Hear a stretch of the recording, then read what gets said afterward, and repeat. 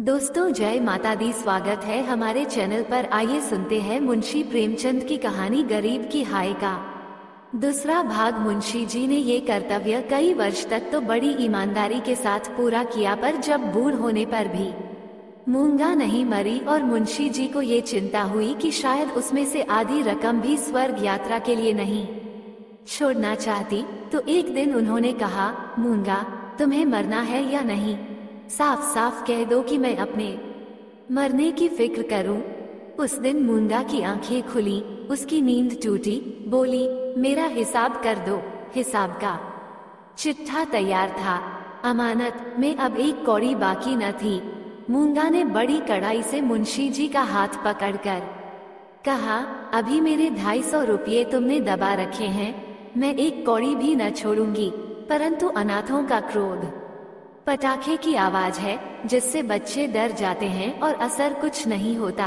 अदालत में उसका कुछ जोर न था, न लिखा पड़ी थी, न हिसाब किताब।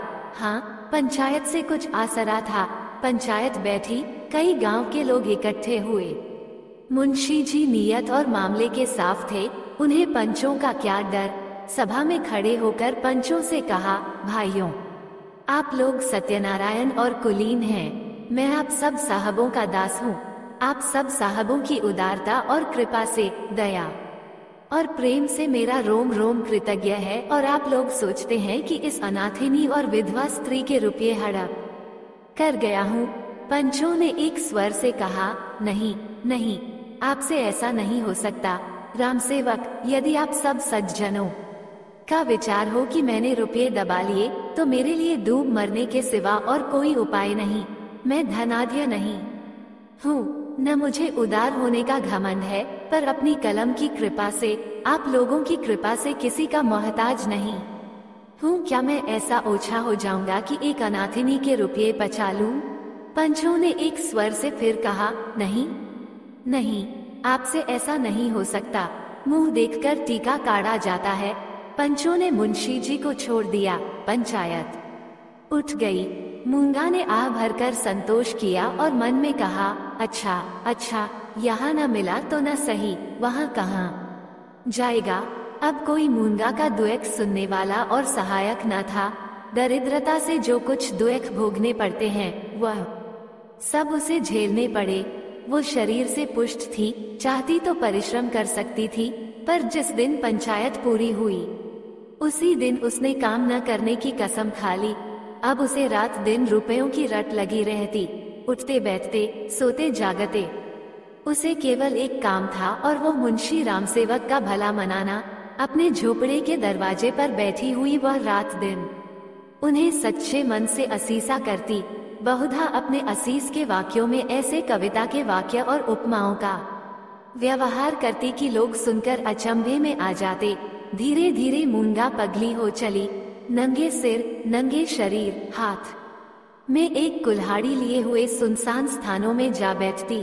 झोपड़ी के बदले अब वो मरघट पर, नदी के किनारे, खंडहरों में घूमती दिखाई देती। बिखरी हुई लंटें, लाल लाल आंखें, पागलों सा चेहरा, सूखे हुए हाथ पांव। उसका ये स्वरूप देखकर लोग डर जाते थे। अब कोई उसे हंसी में भी नहीं छेड़ता। यदि वो कभी गांव में निकल आती तो स्त्रियां घरों के किवाड़ बंद कर लेती, पुरुष कतराकर इधर उधर से निकल जाते और बच्चे चीख मारकर भागते। यदि कोई लड़का भागता न था तो वो मुंशी रामसेवक का सुपुत्र राम गुलाम था। बाप में जो कुछ कोर कसर रह गई थी, वह बेटे में पूरी हो गई थी। लड़कों का उसके मारे नाक में दम था। गांव के काने लंगड़े आदमी उसकी सूरत से चिढ़ते थे, और गालियां खाने में तो शायद ससुराल में आने वाले दामाद को भी इतना आनंद न आता हो। वो मूंगा के पीछे तालियां बजाता, कुत्तों को साथ लिए हुए उस समय तक रहता जब तक वह बेचारी तंग आकर गांव से निकल न जाती। रुपया पैसा, होश हवास खोकर उसे पगली की पदवी मिली, और अब वो सचमुच पगली थी। अकेली बैठी अपने आप घंटों बातें किया करती, जिसमें रामसेवक के मांस, हड्डी, चमड़े, आंखें, कलेजा आदि को खाने, मसलने, नोचने, खसोटने की बड़ी उत्कट इच्छा प्रकट की जाती थी। और जब उसकी यह इच्छा सीमा तक पहुंच जाती तो वह रामसेवक के घर की ओर मुंह करके खूब चिल्लाकर और डरावने शब्दों में हाक लगाती, तेरा लोहू पीऊंगी। प्रायः रात के सन्नाटे में ये गरजती हुई आवाज सुनकर स्त्रियां चौंक पड़ती थीं, परंतु इस आवाज से भयानक उसका ठठाकर हंसना था। मुंशी जी के लहू पीने की कल्पित खुशी में वह जोर से हंसा करती थी। इस ठठाने से ऐसी आसुरिक उद्विग्नता, ऐसी पाशविक उग्रता टपकती थी कि रात को सुनकर लोगों का खून ठंडा हो जाता था। मालूम होता मानो सैकड़ों उल्लू एक साथ हंस रहे हैं। इस कहानी का आगे का भाग दूसरे वीडियो में सुनने को मिलेगा। दोस्तों, वीडियो अच्छी लगी तो लाइक कमेंट सब्सक्राइब जरूर कर ले वीडियो देखने के लिए। धन्यवाद।